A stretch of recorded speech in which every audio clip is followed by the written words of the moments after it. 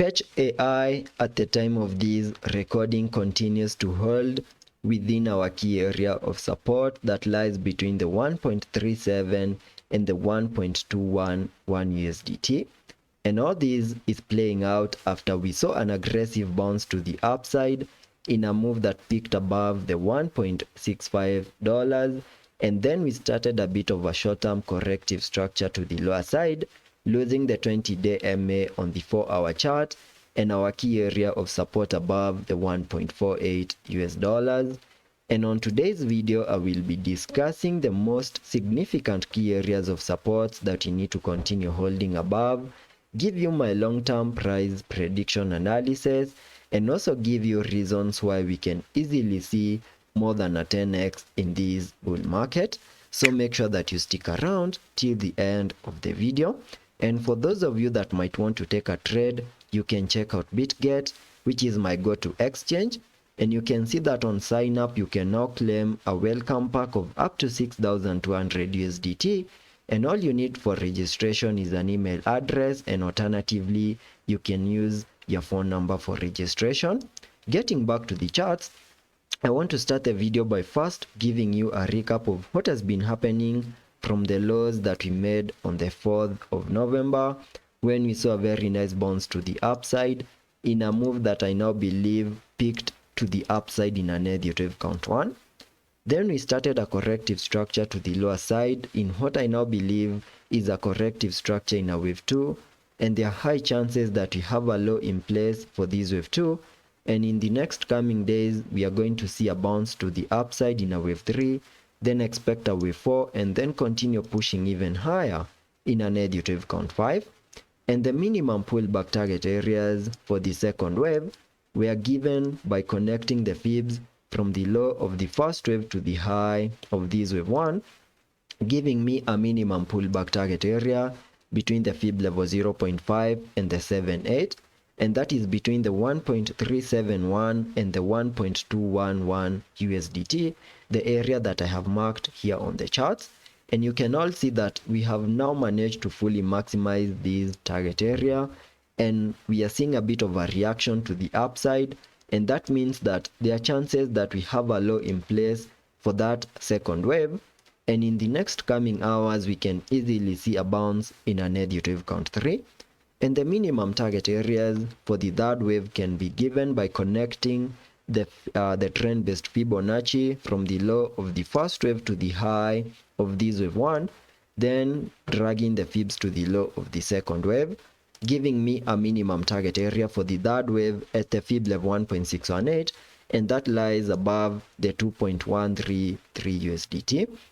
Then I will be expecting a wave 4 and then continue pushing even higher in that Elliott Wave count 5. And for us to confirm that a low is in place for that wave 2 and that impulsive Elliott Wave count 3 is just getting started, we first need to see a break above the significant high we made in this wave 1 above the $1.652. The moment we manage to break above that high, that would be suggesting a more bullish case scenario in this wave 3. And the moment we manage to complete this 5-wave structure to the upside,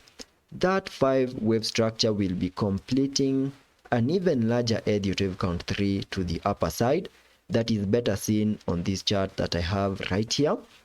where I have an Elliott Wave structure that I have been tracking from the lows that we made on the 5th of August, where we started a very impulsive movement to the upside and peaked in a 5-wave structure in a move that gave us a high above the $1.746, completing an even larger Elliott Wave count 1.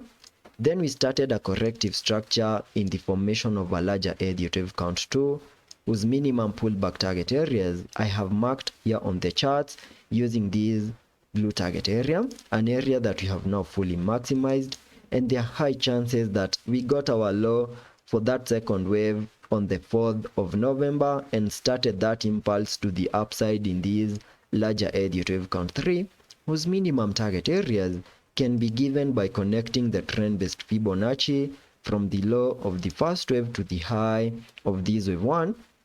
then dragging the fibs to the low of the second wave, giving me a minimum target area for the third wave at the fib level 1.618, and that lies above the $2.765. And that means that in case we manage to break above significant highs, that is the high above the 1.65 USDT in the next coming days, there are high chances that Fetch AI will get even more impulsive in a move that can easily get us back above the $2.7 in the next coming days. So that is all I'm expecting on the short term. On the long term, I still believe that we got our bear market lows last year and started an impulse to the upside in a move that peaked above the 3.479, giving us the high for these larger Elliott Wave count 1. Then we started a corrective structure in the formation of a larger Elliott Wave count 2, whose minimum target areas I have marked on the charts using these blue target area, an area that we have not fully maximized, and there are high chances that we have a low in place for this wave 2, and in the next coming days we are going to continue seeing higher prices in an impulsive Elliott Wave count 3, then expect a wave 4, and then continue pushing even higher in these Elliott Wave count 5, taking us to new all-time highs and possibly giving us more than a 10x to the upside. And we also need to have in mind that for that wave 3 to play out, we need to see Fetch AI holding above a very significant area on the Fibonacci's, which is the fib level 0.88, and that lies above the 0.591 USDT. If we continue holding above that line on the Fibonacci's, there's a very high chance that we are going to see another impulse to the upside in a wave 3,